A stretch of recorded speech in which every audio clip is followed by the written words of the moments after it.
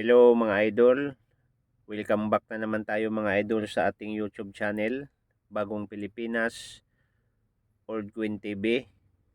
Mga idol, kung kayo ay baguhan pa lang sa aking YouTube channel, kayo po ay nais kong anyayahan, mag-subscribe, paki-like, at pakipindot ang notification bell para lagi tayong updated sa ating mga lumang barya mga idol.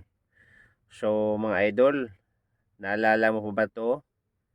Itong coins na to, yung 5 centavos, nakalagay po dyan 5 sentimos. Ayan po, makikita natin yung larawan na po yan. Ang larawan na po ito ay si Melchora Aquino po. Dalawang klase po ang bariyang ito. Yung may pabilog-bilog dyan sa gilid, yung isang 5 centavos mga idol. At ito mga idol, ang date po niya ay 1972. At yun ang pag-uusapan natin ngayon mga idol, kung itong barya na to ay nawawala na sa circulation, kung malaki ba ang kanyang value. Yun ang alamin natin mga idol. Pero bago ang lahat, kayo ay nais kong batiin ng maraming salamat sa lahat ng mga nag-subscribe sa ating YouTube channel, Bagong Pilipinas, Old Queen TV. Shout out sa inyong lahat at maraming salamat sa inyong panunood at sa pag-like at pag-subscribe sa aking YouTube channel. Mga idol, itong barya na to ay grabe mga idol, no, kasi napakamahal na nito mga idol. Pero bago tayo mapunta doon sa kanyang value mga idol, siyempre pag-usapan muna natin inisyu sa mga idol sa Pilipinas. Okay, denomination mga idol ay 5 centimos. Ang year mga idol ay 1972. At ang kanyang composition mga idol ay brass. Ang kanyang timbang o bigat mga idol ay 2.5 grams. At ang kanyang diameter 18 mm. At ang kanyang thickness at 1.4 mm. Yan po ang kanyang description sa kanyang barya mga idol.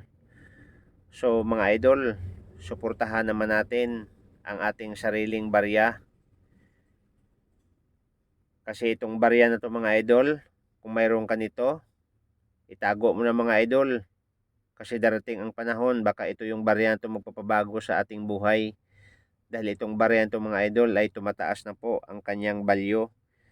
So, ang kanyang mintage mga idol ay umaabot lang mga idol ng 18,256,000 lang mga idol. So dalawang beses sila mga idol nag-release ng mintage sa 1972.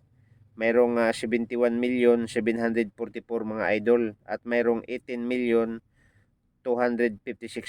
lang mga idol. Kaya nga yun ang dapat nating alamin.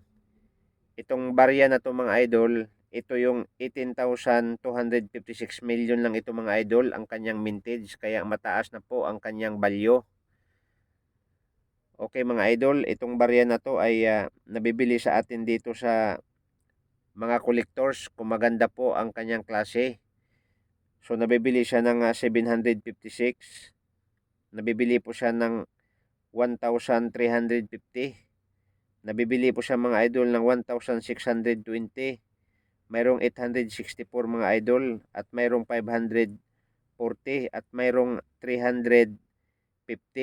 Ang pinakababa mga idol ay 50 to 100 to 150. Depende po sa klase sa ating barya. Kaya nga mga idol, itong barya na to ay dapat nating sasariwain sa ating isipan na itong barya na to ay napakaraming buhay dito mga idol na tinutulungan noong unang panahon, dahil itong 5 centavos na ito mga idol ay marami pang nabibili nito namin dati. Kaya nga huwag kalimutan mga idol, paki-share, paki-subscribe, paki-like, at sana huwag kayong magsawa sa pagsuporta sa aking YouTube channel, Bagong Pilipinas, Old Queen TV. So lagi kong sinasabi, kung kayo po ang mayroong mga lumang coins na ibibenta ninyo, pupunta lang kayo sa Dekada Collectables mga idol.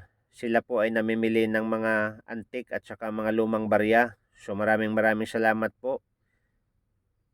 And see you the next video mga idol. Thank you.